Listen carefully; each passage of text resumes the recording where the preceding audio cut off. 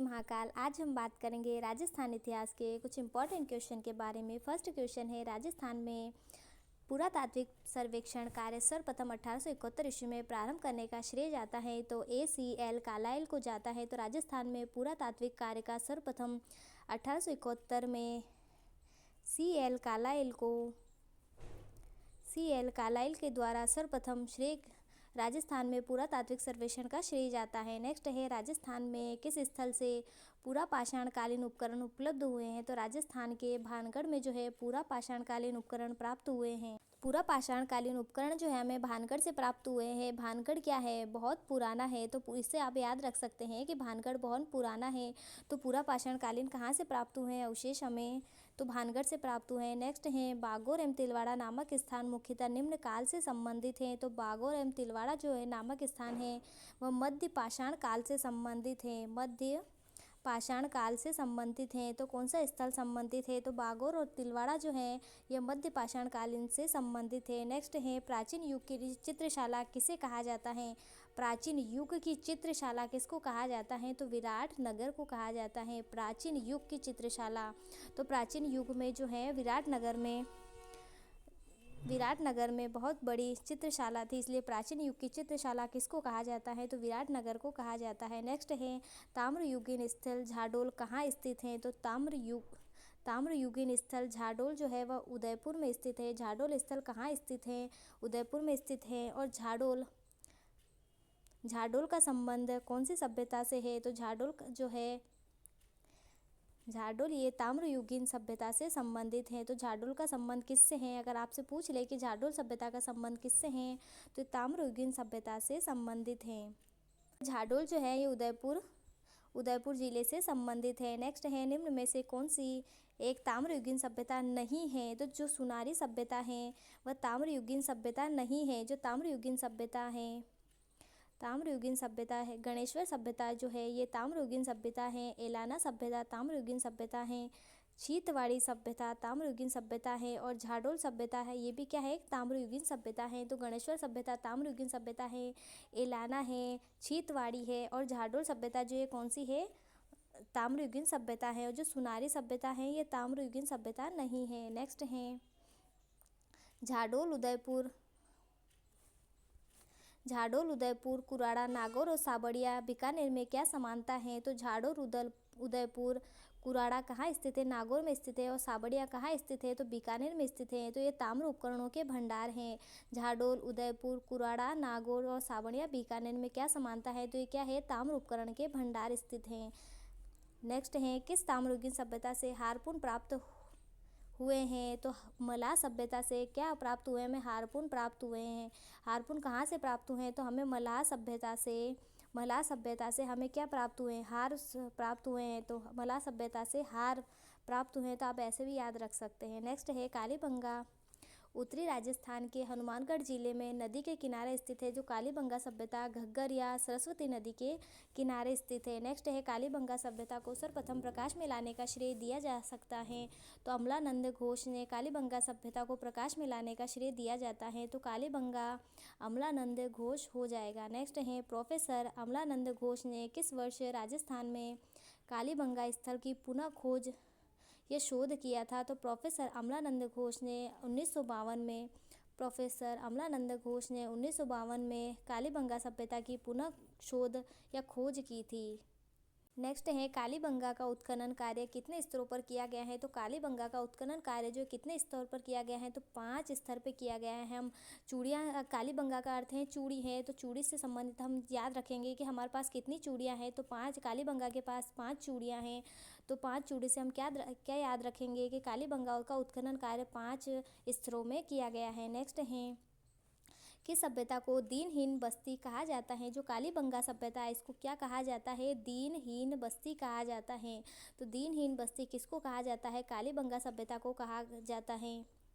और इसमें कितने स्तरों पर कार्य किया गया है? तो 5 स्तरों पर कार्य किया गया है, क्योंकि हमारे पास कितनी चूड़ियाँ हैं? तो 5 चूड़ियाँ हैं। नेक्स्ट है, निम्नलिखित में से किस स्थल में उत्खनन में अग्नि वेदिकाएँ मिली हैं? तो कालीबंगा सभ्यता में क्या मिली है? अग्नि वेदिकाएँ मिली हैं, क्योंकि हम चूड़ियाँ को कैसे बनाते हैं? तो हम चूड़ियों को अग्नि पर तपाकर बनाते हैं, इसलिए कालीबंगा से हमें क्या मिली हैं? तो अग्नि वेदिकाएँ मिली हैं। नेक्स्ट है निम्नलिखित में से किस स्थल में उत्खनन में अग्नि वेदिकाएं मिली थी? कालीबंगा सभ्यता है। नेक्स्ट है कालीबंगा क्षेत्र में कितनी अग्नि वेदिकाएं प्राप्त हुई है? तो कालीबंगा सभ्यता में 7 अग्नि वेदिकाएं प्राप्त हुई है। 5 तो स्तर प्राप्त हुए हैं और 7 अग्नि वेदिकाएं प्राप्त हुई हैं।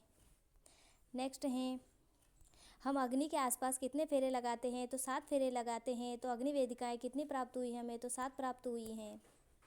नेक्स्ट है राजस्थान में किस सभ्यता स्थल पर सबसे प्रथम बार हल से जुते हुए खेत के साक्ष्य प्राप्त हुए हैं? तो हल से जुते हुए खेत के साक्ष्य हमें कालीबंगा सभ्यता से प्राप्त हुए हैं। तो राजस्थान में किस सभ्यता स्थल पर प्रथम बार हल से जुते हुए खेत के साक्ष्य मिले हैं? तो हम काली चूड़ियाँ पहनकर क्या करते हैं? तो हम हल जोतने जाते हैं। हम काली चूड़ी पहनकर कहाँ जोतने जाते हैं? तो हल जोतने जाते हैं। तो हल जोतने के प्रथम प्रमाण हमें कहाँ से मिले हैं? तो कालीबंगा सभ्यता से मिले हैं। नेक्स्ट है निम्न में से कालीबंगा सभ्यता स्थल से प्राप्त साक्ष्य नहीं है। तो कुष्ठ रोग के प्रमाण के साक्ष्य हमें कालीबंगा सभ्यता से नहीं मिले हैं। बाकी भूकंप के प्राचीनतम साक्ष्य हमें कालीबंगा सभ्यता से मिले हैं। खिलौना बैलगाड़ी मिली है और कांस्य दर्पण मिले हैं। तो हमने काली चूड़ियाँ पहनकर कांच में भी देखा है और खिलौने से भी खेला है। तो कालीबंगा सभ्यता का स्थल प्राप्त नहीं है। तो कुष्ठ रोग के प्रमाण नहीं है। भूकंप के प्राचीनतम साक्ष्य हैं। खिलौना बैलगाड़ी है और कांस्य दर्पण है। नेक्स्ट है आहड़ के उत्खनन का कार्य सर्वप्रथम आहड़ के उत्खनन का कार्य सर्वप्रथम 1953 ईस्वी में किसके नेतृत्व में हुआ था? तो 1953 में आहड़ का उत्खनन कार्य सर्वप्रथम अक्षय कीर्ति व्यास के नेतृत्व में हुआ था। अ से आहड़ व अ से अक्षय कीर्ति व्यास। तो आहड़ के उत्खनन का कार्य अक्षय कीर्ति व्यास के द्वारा किया गया था। नेक्स्ट है निम्न में से कौन सा प्राचीन स्थल उत्खननकर्ता सुमेलित नहीं है? तो ऑप्शन नंबर बी जो है आहड़ का एसपी जैन ये सुमेलित नहीं है। बाकी बेरार सभ्यता की खोज दयाराम साहनी ने की। कालीबंगा की खोज ए घोष ने की। अमलानंद घोष ने की। बागोर सभ्यता की खोज जो किसने की? वी.एन. मिश्रा ने बागोर सभ्यता की खोज की। और आहड़ सभ्यता की खोज किसने की? तो अक्षय कीर्ति व्यास ने आहड़ का उत्खनन कार्य किया। नेक्स्ट है राजस्थान में किस सभ्यता को ताम्रवती नगरी के रूप में जाना जाता है? तो ताम्रवती नगरी के रूप में आहड़ को जाना जाता है। ताम्रवती नगरी ये ताम्रवती नगरी की बात कर रहा है। तो ताम्रवती नगरी के रूप में किसको जाना जाता है? तो आहड़ सभ्यता को ताम्रवती नगरी के रूप में जाना जाता है। और आहड़ कहाँ संबंधित हैं? तो आहड़ जो है ये उदयपुर से संबंधित हैं। आहड़ जो सभ्यता है ये उदयपुर में स्थित है। नेक्स्ट है धूलकोट कहाँ स्थित है? धूलकोट जो है ये आहड़ में स्थित है। धूलकोट किसे कहा जाता है? तो आहड़ सभ्यता को धूलकोट कहा जाता है। नेक्स्ट है आहड़ सभ्यता किस अन्य नाम से जाना जाता है?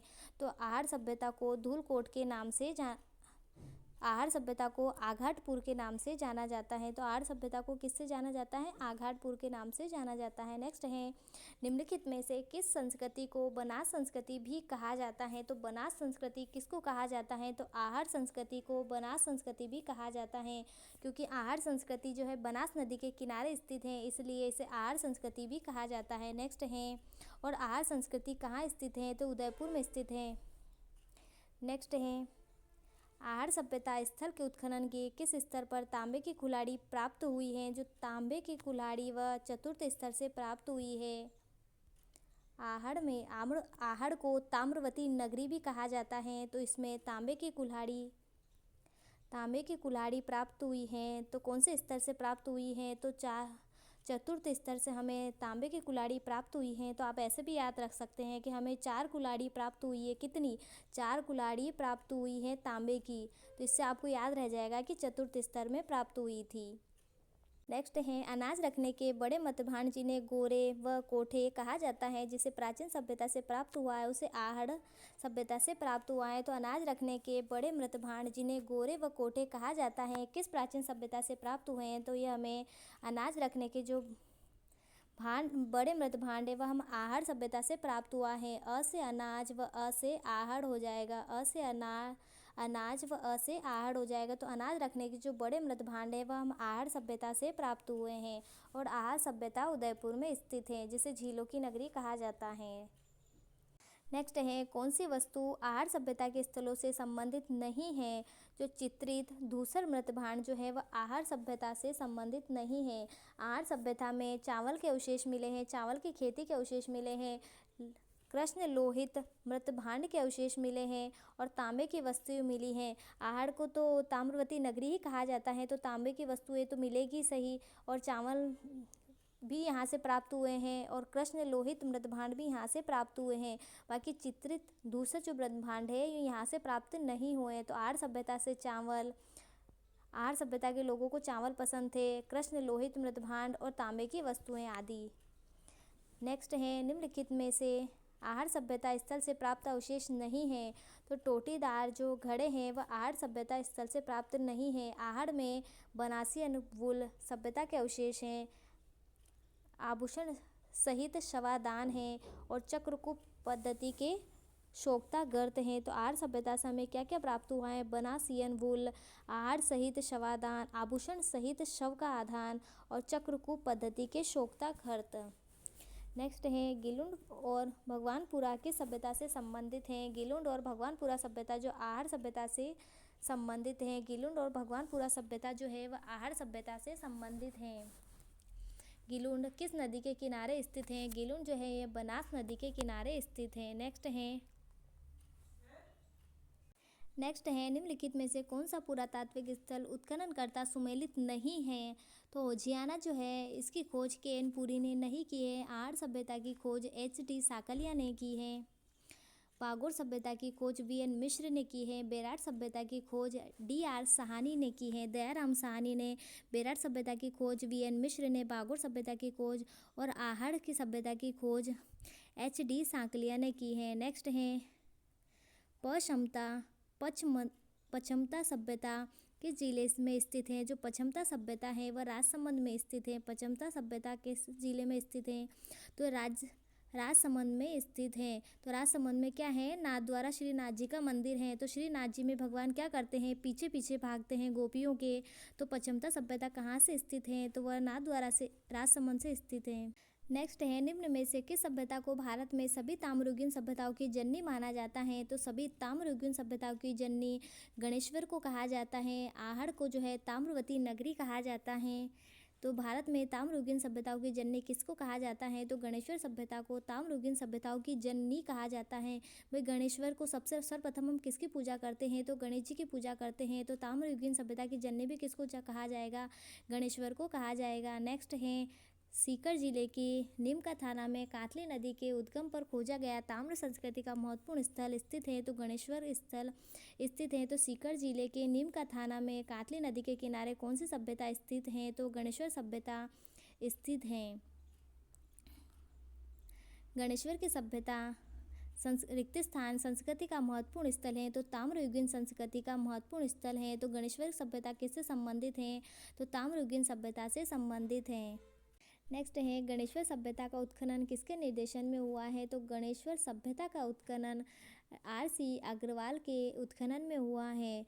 तो गणेश्वर सभ्यता का उत्खनन किसके निर्देशन में हुआ है? तो R.C. अग्रवाल के निर्देशन में गणेश्वर सभ्यता का उत्खनन हुआ है। नेक्स्ट है, प्रागैतिहासिक बस्ती जो हड़प्पा संस्कृति को तांबे की आपूर्ति करती थी।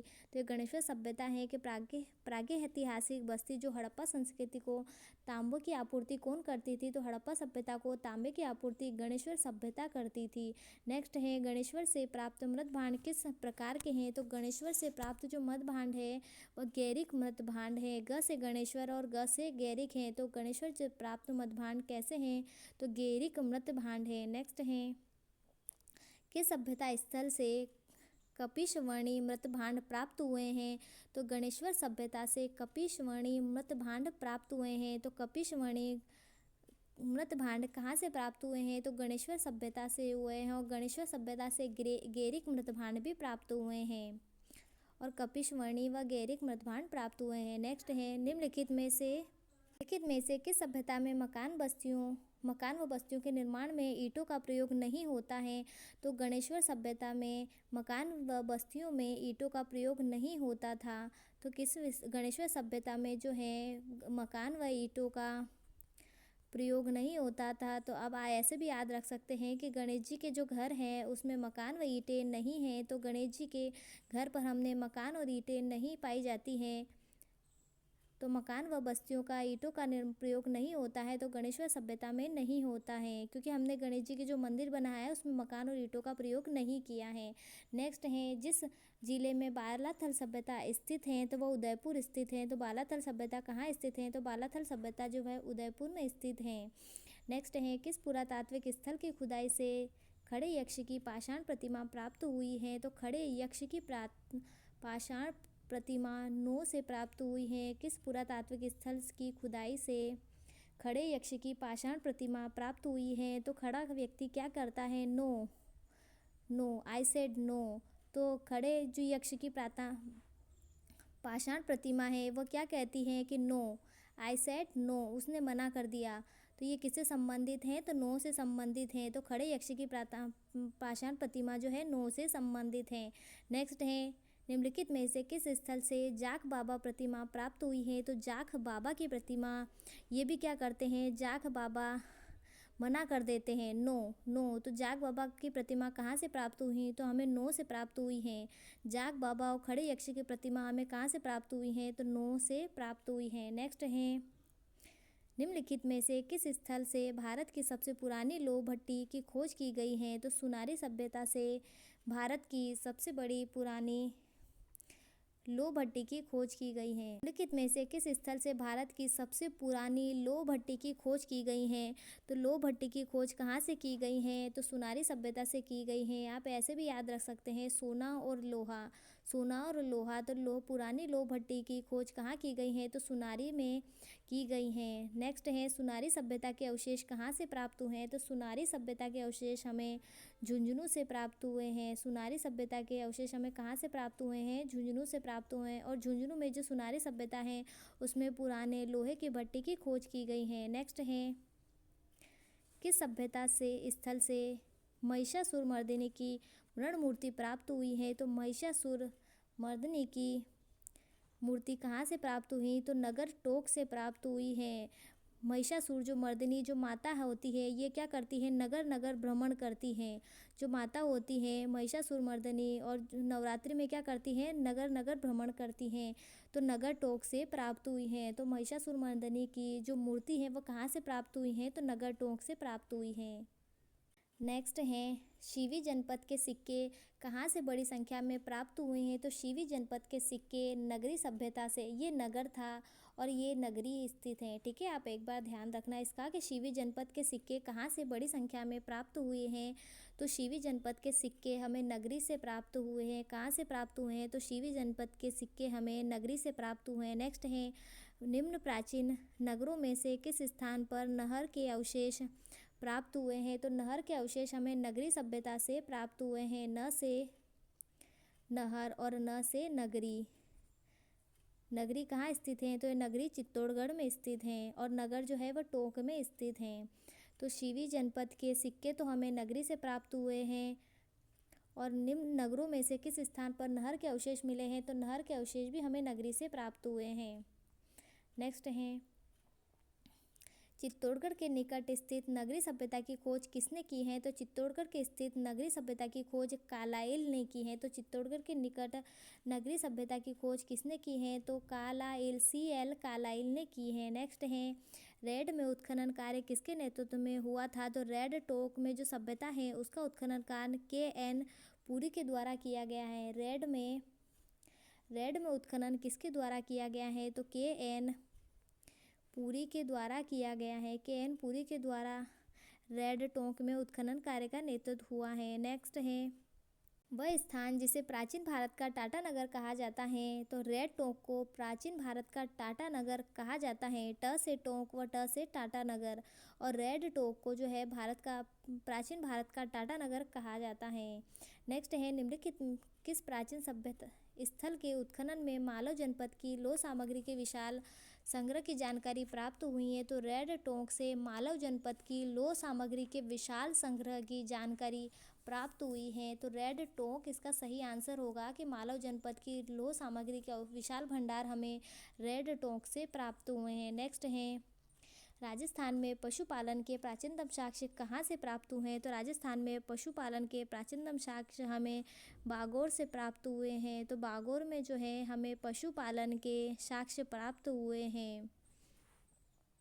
जो पशुपालन सभ्यता हमें कहाँ से प्राप्त हुई है? तो बागौर सभ्यता से प्राप्त हुई है। पशु क्या करता है? हमें घूर घूर कर देखता है। पशु क्या करता है? सभी को घूर घूर कर देखता है। तो बागौर सभ्यता बागौर हो जाएगा। गौर से देखता है तो बागौर हो जाएगा। तो पशुपालन सभ्यता बागौर से प्राप्त हुई है। और जूते हुए खेत के प्रमाण हमें कहाँ से मिले हैं? तो हमने काली चूड़ियाँ पहनकर क्या किए हैं? खेत को जोता है। तो कालीबंगा सभ्यता से जूते हुए खेत के प्रमाण मिले हैं। नेक्स्ट है पुरातात्विक नील रत्न बनर्जी और कैलाशनाथ दीक्षित निम्नलिखित में से किस पुरातात्विक उत्खनन के संबंध में रहे हैं? तो बेराट सभ्यता से संबंधित हैं। तो बेराट सभ्यता से नील रत्न बनर्जी व कैलाशनाथ दीक्षित जो है वह बेराट सभ्यता से संबंध रहे हैं। तो किस पुरातात्विक स्थल से संबंध रहे हैं? तो नील रत्न बनर्जी और कैलाशनाथ दीक्षित जो कहाँ गए थे? बेराट गए थे।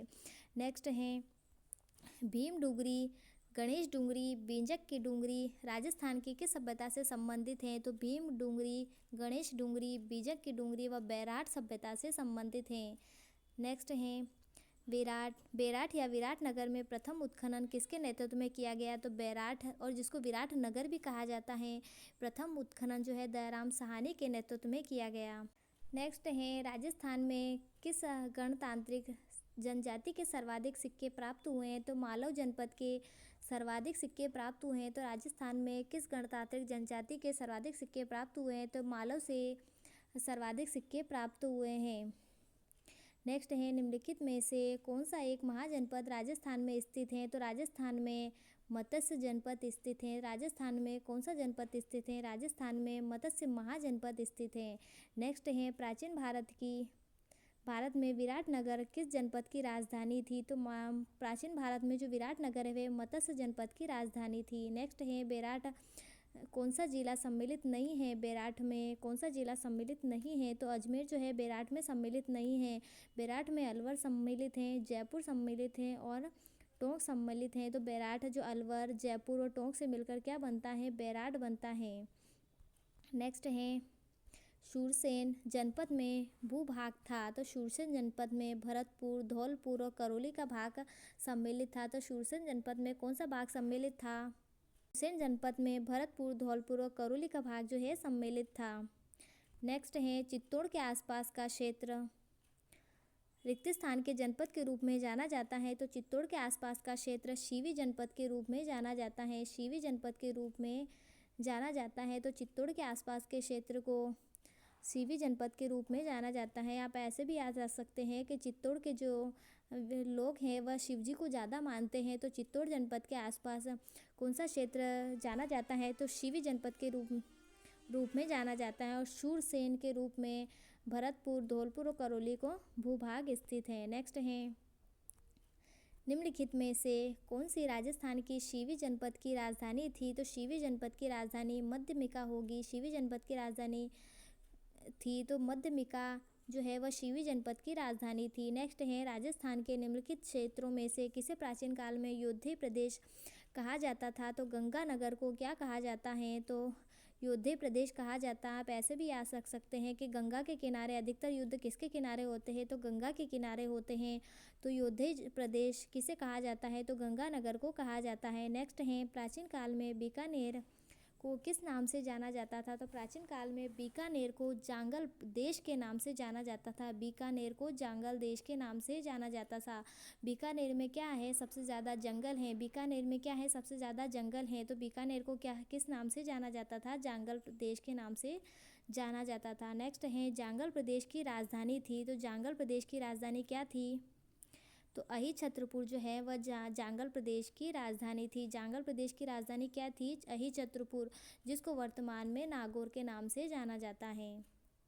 नेक्स्ट है पृथ्वीराज रासो के अनुसार राजपूतों की उत्पत्ति हुई है। तो पृथ्वीराज रासो के अनुसार राजपूतों की उत्पत्ति अग्निकुंड से मानी जाती है। निम्नलिखित में से किस राजवंश ने अपना उद्गम मिथकी अग्निकुंड से नहीं जोड़ा है? तो चंदेल वंश ने अपना उद्गम जो है वो अग्निकुंड से नहीं जोड़ा है। बाकी चौहानों को अग्निकुंड से उद्गम माना गया है, सोलंकी का माना गया है और परमार का भी अग्निकुंड से उत्पन्न माना गया है। बाकी चंदेल का जो है इसका अग्निकुंड से संबंध नहीं जोड़ा गया है। नेक्स्ट है, निम्न में से कौन से वंश की उत्पत्ति अग्निकुंड से नहीं हुई है? तो सिसोदिया वंश की उत्पत्ति जो है अग्निकुंड से नहीं हुई है। चौहान जो है अग्निकुंड से उत्पन्न हुए हैं, चालुक्य और परमार वंश। नेक्स्ट है, राजपूतों को हूणों की संतान बताए हैं? तो राजपूतों को हूणों की संतान वी स्मिथ ने बताए हैं। राजपूतों को हूणों की संतान किसने बताया है? तो वी ए स्मिथ ने राजपूतों को हूणों की संतान बताया है। नेक्स्ट है, निम्न में से किस इतिहासकार ने राजपूतों को शक अथवा सीथियन जाति के वंशज बताया है? तो निम्न में से किस इतिहासकार ने? तो जेम्स टोड ने राजपूतों को शक तथा सीथियन की जाति के वंशज बताया है। तो राजपूतों को शक तथा सीथियन जाति के वंशज कर्नल जेम्स टोड ने बताया है। नेक्स्ट है, चौहान राजवंश के संस्थापक आदि पुरुष हैं? तो वासुदेव जो है वह चौहान राजवंश के आदि पुरुष हैं। वासुदेव चौहान को चौहान राजवंश का संस्थापक या आदि पुरुष माना जाता है। नेक्स्ट है, बिजोलिया अभिलेख किस वंश के इतिहास की जानकारी का महत्वपूर्ण साधन है? जो बिजोलिया अभिलेख है वह चौहान वंश की इतिहास की जानकारी का महत्वपूर्ण साधन है। तो बिजोलिया अभिलेख किससे संबंधित हैं? तो वह चौहानों से संबंधित हैं। नेक्स्ट है, अजमेर के चौहान को किस नाम से जाना जाता है? तो अजमेर के चौहान को सपाद लक्ष्य के नाम से जाना जाता है। किसके नाम से जाना जाता है? सपाद लक्ष्य के रूप में इसके नाम से जाना जाता है। नेक्स्ट है, चौहान शासकों की प्रारंभिक राजधानी कौन सी थी? तो चौहान शासकों की प्रारंभिक राजधानी अहिछत्रपुर या नागौर थी।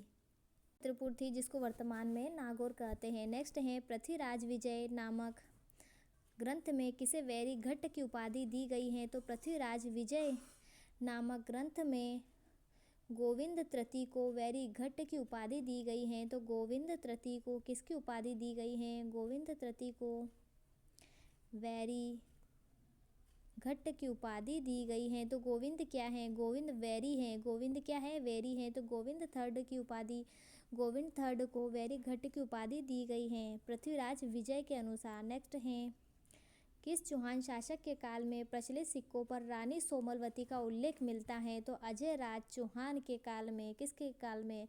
अजय राज चौहान के काल में सोमलवती रानी का उल्लेख मिलता है। नेक्स्ट है, अजमेर का पहला चौहान शासक जिसने अपने नाम पर सिक्के जारी किए थे? तो अजय राज चौहान है जिसने अपने नाम पर सिक्के जारी किए थे। नेक्स्ट है, अजमेर के तारागढ़ दुर्ग का निर्माण किसने करवाया है? तो अजमेर के तारागढ़ दुर्ग का नाम अजय राज चौहान ने करवाया है। नेक्स्ट है, पुष्कर के वराह मंदिर का निर्माण किस शासक ने करवाया है? तो पुष्कर के वराह मंदिर का निर्माण अर्णोराज ने करवाया है। नेक्स्ट है, दशरथ शर्मा के किस चौहान शासक के काल में को चौहानों का स्वर्णकाल माना जाता है? तो दशरथ शर्मा के विग्रहराज चतुर्थ के काल को चौहानों का स्वर्णकाल माना जाता है। तो विग्रहराज चतुर्थ के काल को चौहानों का स्वर्णकाल माना जाता है।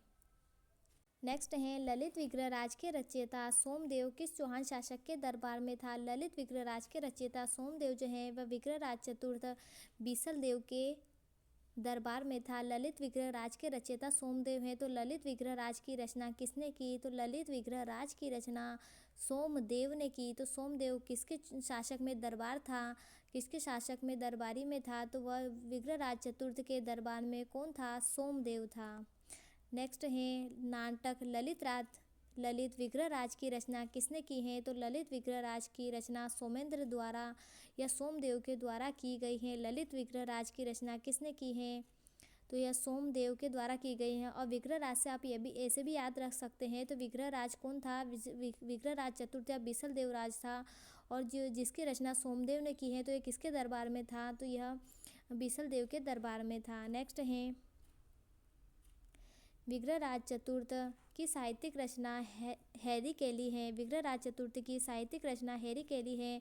तो यह क्या है? एक नाटक स्थित है। हैरी केली क्या है? एक नाटक है। विग्रहराज चतुर्थ की जो साहित्यिक रचना हैरी केली है तो एक नाटक पर आधारित है। नेक्स्ट है, चौहान शासक जो कवि बांधव या कटिबंधु के रूप में जाना जाता है तो विग्रहराज चतुर्थ को कवि बांधव या कटिबंधु के नाम से जाना जाता है। नेक्स्ट है निम्नलिखित चौहान शासकों में से किस शासक को बिसल देव के नाम से जाना जाता है तो विग्रहराज चतुर्थ को बिसल देव के नाम से जाना जाता है। नेक्स्ट है किस चौहान शासक के द्वारा अजमेर में जो संस्कृत पाठशाला बनवाई थी उसे तोड़कर ऐबक ने 2.5 दिन का झोपड़ा बनाया है तो विग्रहराज चतुर्थ ने संस्कृत पाठशाला का निर्माण करवाया था जिसको तोड़कर ऐबक ने 2.5 दिन का झोपड़ा बनवाया है। नेक्स्ट है निम्नलिखित में से किस शासक के राज्यकाल के दौरान दिल्ली शिवालिक स्तंभ अभिलेख उत्तीर्ण कराया गया है तो विग्रहराज चतुर्थ के समय दिल्ली शिवालिक स्तंभ अभिलेख उत्कीर्ण करवाया गया था। नेक्स्ट है विख्यात स्मारक 2.5 दिन का झोपड़ा या तत्कालीन संस्कृत पाठशाला महाविद्यालय का निर्माण किसके द्वारा किया गया था तो विग्रहराज चतुर्थ के द्वारा अजमेर में किया गया था। नेक्स्ट है उस स्मारक का नाम बताइए जिसे 1198 ईस्वी में सुल्तान गौरी ने एक मस्जिद में परिवर्तित करवाया था तो उस स्मारक का नाम बताइए जब 1198 में सुल्तान गौरी ने एक मस्जिद के रूप में निर्माण करवाया था तो 2.5 दिन झोपड़े का निर्माण करवाया था। नेक्स्ट है कर्पूरी देवी किस राजपूत शासक की माता थी जो कर्पूरी देवी व पृथ्वीराज चौहान तृतीय की माता थी। कर्पूरी देवी किसकी माता थी जो कर्पूरी देवी व पृथ्वीराज चौहान तृतीय की माता थी तो पृथ्वीराज चौहान किसका दीपक लगाते थे तो कपूर का दीपक लगाते थे। जो पृथ्वीराज चौहान जो भगवान को किसका दीपक लगाते थे आरती करते थे तो कपूर की आरती करते थे। ठीक है। नेक्स्ट है पृथ्वीराज चौहान तृतीय का समकालीन चंदेल शासक था तो परमार्दी देव था। जो पृथ्वीराज चौहान थर्ड का समकालीन चंदेल शासक कौन था तो चंदेल शासक की बात कर रहे हैं तो परमार्दी देव हो जाएगा। प्र से पृथ्वीराज तृतीय व प से परमार्दी देव चंदेल हो जाएगा। नेक्स्ट है पृथ्वीराज तृतीय के किस वर्ष महोबा के चंदेल शासक को परास्त किया है तो 1182 में किया है। पृथ्वीराज तृतीय ने महोबा के चंदेल शासक को 1182 ईस्वी में परास्त किया है तो पृथ्वीराज चौहान ने महोबा के चंदेल को 1182 ईस्वी में परास्त किया है और पृथ्वीराज चौहान थर्ड के समकालीन चंदेल शासक परमार्दी देव था। नेक्स्ट है पृथ्वीराज चौहान की विजय नीति को बढ़ते क्रम में लगाते हुए सही उत्तर बताएं तो पृथ्वीराज चौहान की विजय नीति जो है सबसे सर्वप्रथम इन्होंने भंडानक का युद्ध हुआ, उसके बाद चंदेल का युद्ध हुआ, फिर चालुक्य से लड़े, फिर उसके बाद गढ़वाल से उनका युद्ध हुआ। तो विजय नीति तो पृथ्वीराज चौहान ने सबसे पहले भंडानकों पर विजय प्राप्त की, उसके बाद चंदेल, फिर चालुक्य और गढ़वाल। सर्वप्रथम इन्होंने क्या किया, भंडानकों को परास्त किया और इन पर विजय प्राप्त की। फिर उसके बाद इन्होंने चंदेल से युद्ध किया, फिर उन्होंने चालुक्य से, फिर उसके बाद गढ़वाल से। तो बीच में तो चंदेल और चालुक्य हो जाएगा और ऊपर भंडानक होगा और नीचे गढ़वाल हो जाएगा। ठीक है, भंडानक, चंदेल, चालुक्य और गढ़वाल। नेक्स्ट है पृथ्वीराज तृतीय और मोहम्मद गोरी के मध्य कितने युद्ध लड़े गए थे। पृथ्वीराज तृतीय व मोहम्मद गोरी के मध्य 2 युद्ध लड़े गए थे। कितने युद्ध, 2 युद्ध लड़े गए थे। प्रथम युद्ध में तो पृथ्वीराज चौहान की जीत हुई थी और द्वितीय युद्ध में मोहम्मद गोरी और इनके बीच मोहम्मद गोरी की जीत हुई थी। तराइन का द्वितीय युद्ध लड़ा गया था तो तराइन का द्वितीय युद्ध मोहम्मद गोरी व पृथ्वीराज चौहान के मध्य लड़ा गया था। तराइन का द्वितीय युद्ध मोहम्मद गोरी व पृथ्वीराज चौहान के मध्य लड़ा गया था। नेक्स्ट है सूफी संत ख्वाजा मोइनुद्दीन चिश्ती किसके शासनकाल में राजस्थान आए थे। तो पृथ्वीराज चौहान के शासनकाल में चिश्ती जो है वह राजस्थान में आए थे, पृथ्वीराज चौहान के काल में। नेक्स्ट है पृथ्वीराज विजय का लेखक कौन था। पृथ्वीराज विजय का लेखक जयानक को माना जाता है। पृथ्वीराज विजय तो जयानक लेखक है। पृथ्वीराज विजय किसकी होती है, जो जिसकी जय होती है उसकी विजय होती है। तो पृथ्वीराज विजय के लेखक कौन है, तो जयानक है। नेक्स्ट है किस शासक के दल पुंगल की उपाधि धारण की है? तो दल पुंगल की उपाधि पृथ्वीराज चौहान तृतीय को दी जाती है। तो किस शासक ने दल पुंगल की उपाधि धारण की है? तो दल पुंगल की उपाधि पृथ्वीराज चौहान ने धारण की है। नेक्स्ट है चौहान की रणथंभौर शाखा का प्रवर्तक संस्थापक हैं? तो गोविंद राज हैं। तो चौहान की रणथंभौर शाखा का प्रवर्तक व संस्थापक कौन था? तो गोविंद राज था। जो चौहानों की रणथंभौर शाखा का प्रवर्तक व संस्थापक गोविंद राज को माना जाता है। नेक्स्ट है रणथंभौर के किस चौहान नरेश के सेनापति झाइन या झाई के निकट जलालुद्दीन खिलजी को हराया था? तो रणथंभौर के किस शासक ने? तो रणथंभौर के हमीर ने सेनापति ने झाइन के निकट जलालुद्दीन खिलजी को हराया था। तो रणथंभौर के किस चौहान नरेश के सेनापति को? तो हमीर के सेनापति को जलालुद्दीन खिलजी ने जो है हराया था। नेक्स्ट है रणथंभौर पर जलालुद्दीन खिलजी ने आक्रमण कब किया? तो रणथंभौर पर जलालुद्दीन ने 1291 में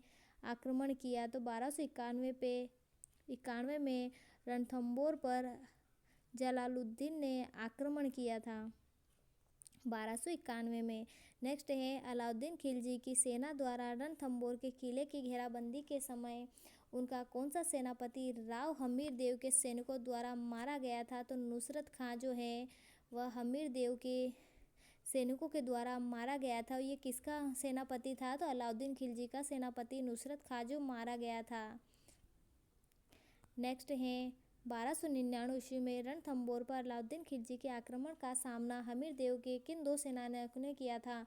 तो 1299 में हमीर देव रणथंभौर पर अलाउद्दीन खिलजी के आक्रमण के सामने भीम सिंह व धर्म सिंह सेनानायकों हमीर देव के सेनानायकों ने सामना किया था। किसने किया था? भीम सिंह व धर्म सिंह ने।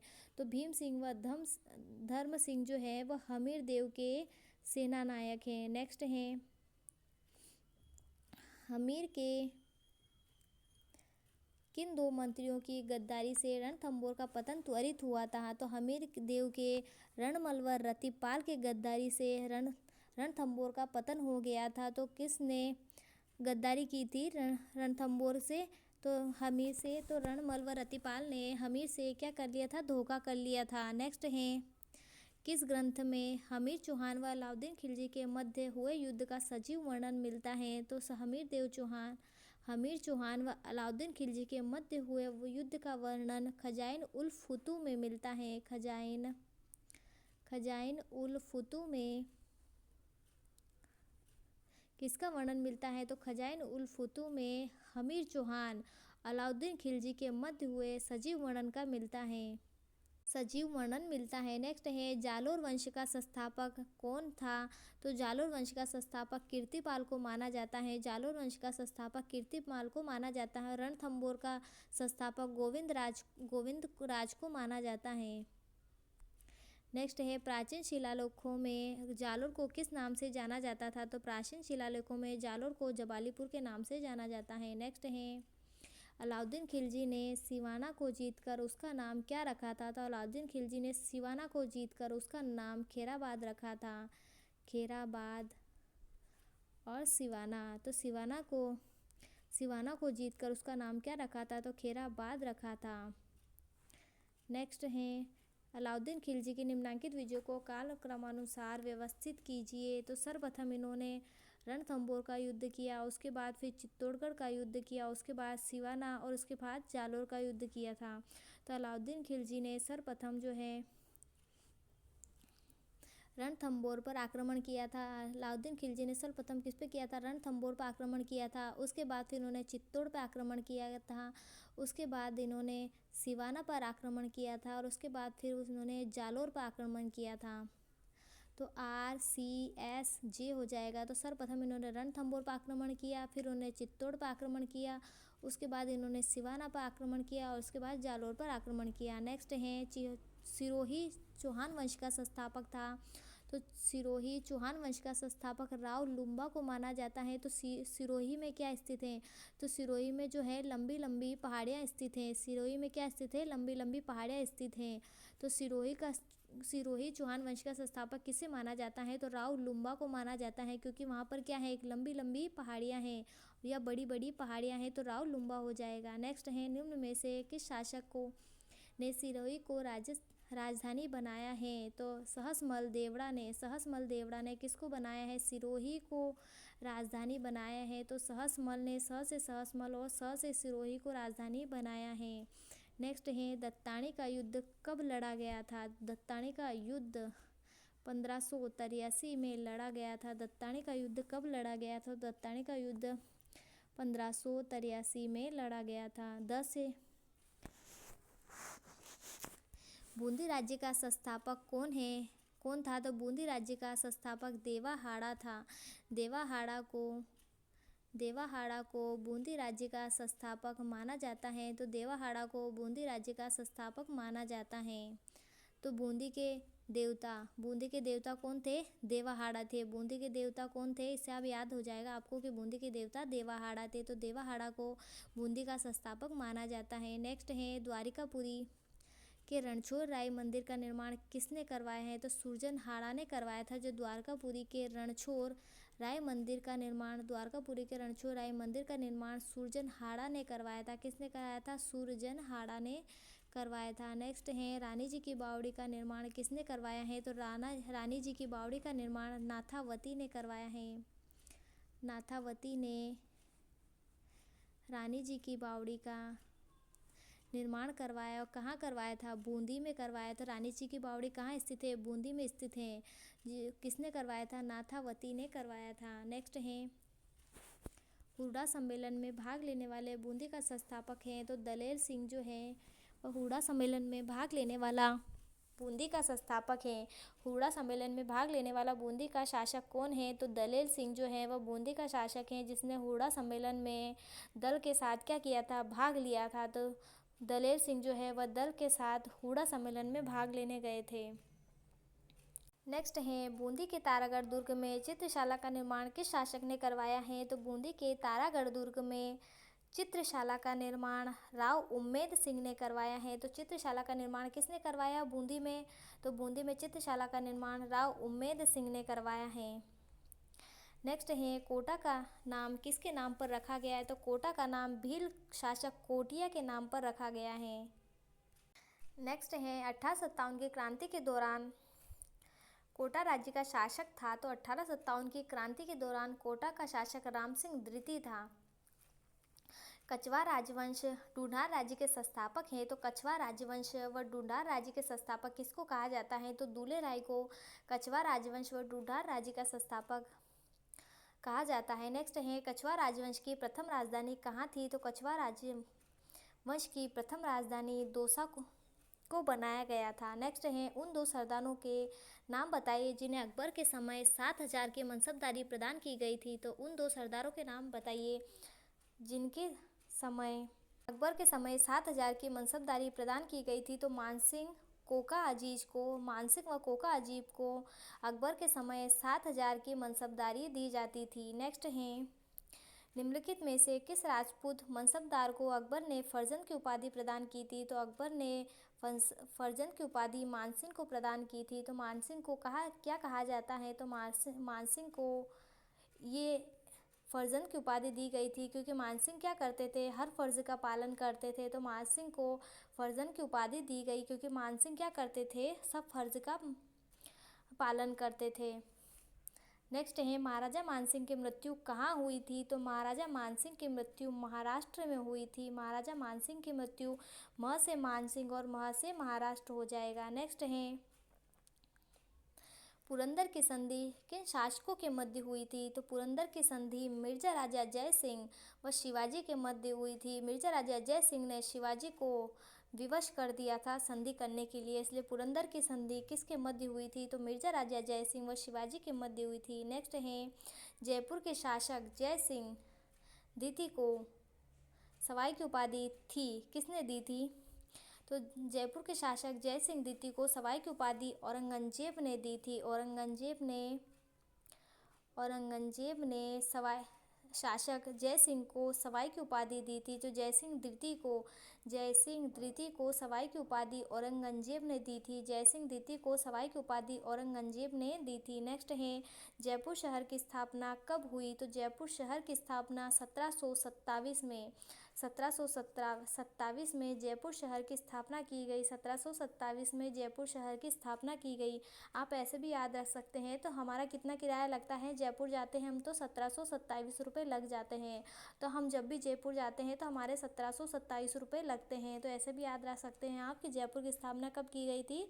1727 में। नेक्स्ट है तुंगा युद्ध किनके मध्य लड़ा गया है? जो तुंगा का युद्ध है वह प्रताप सिंह व महदजी सिंधिया के मध्य लड़ा गया था। तुंगा का युद्ध है प्रताप व महदजी सिंधिया के मध्य लड़ा गया था। नेक्स्ट है जयपुर का कौन सा शासक कविताओं में अपना नाम ब्रजनिधि लिखते हैं? तो सवाई प्रताप सिंह जो है कविताओं में अपना नाम क्या लिखते थे? ब्रजनिधि लिखते थे। नेक्स्ट है किस महाराजा के दरबार में 22 कवि, 22 ज्योतिषी, 22 संगीतज्ञ तथा 22 विशेषज्ञ के रूप में गंधर्व बाईसा विद्यमान थी? तो महाराजा प्रताप के शासन में महाराजा प्रताप के दरबार में 22 कवि थे, 22 ज्योतिषी और 22 विशेषज्ञ थे जिनको गंधर्व बाईसा के नाम से जाना जाता था। तो महाराजा प्रताप के समय। नेक्स्ट है जयपुर के महाराजा प्रताप सिंह जिन्होंने हवा महल का निर्माण करवाया है। नेक्स्ट है जयपुर के महाराजा स्कूल की स्थापना किस वर्ष में हुई? तो जयपुर में जो महाराजा स्कूल है इसकी स्थापना 1844 में हुई।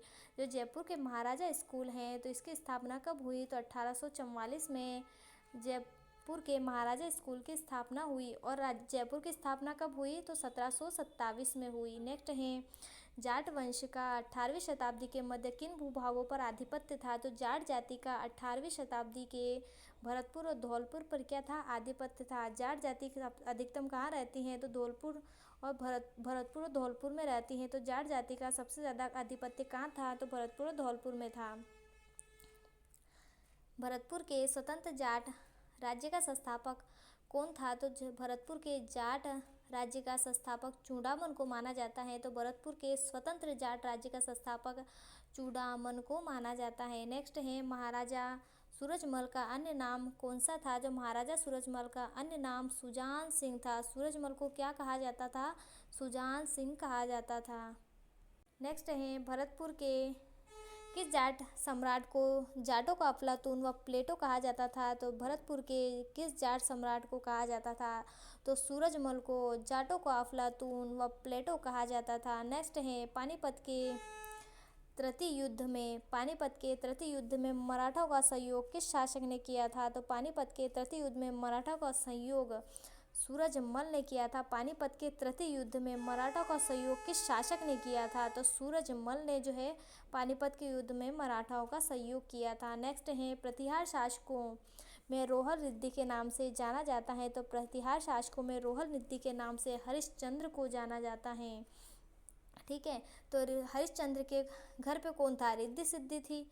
कौन था? रिद्धि सिद्धि थी। तो हरिश्चंद्र जो है को रोहल रिद्धि के नाम से जाना जाता है। नेक्स्ट है घटियाला अभिलेख में निम्नलिखित में से किस वंश की जानकारी मिलती है? तो घटियाला अभिलेख से मंडोर के प्रतिहार के बारे में जानकारी मिलती है। नेक्स्ट है राजस्थान में प्रतिहार वंश के संस्थापक आदिपुरी हरिश्चंद्र की राजधानी थी। तो मंडोर थी। तो हरिश्चंद्र ने अपनी राजधानी किसे बनाया था? तो मंडोर को बनाया था। और इनको क्या कहा जाता है? रोहल रिद्धि कहा जाता है। नेक्स्ट है नैन्सी के प्रतिहारों की कितनी शाखाओं का वर्णन है? तो नैन्सी के प्रतिहारों की 26 शाखाओं का वर्णन है।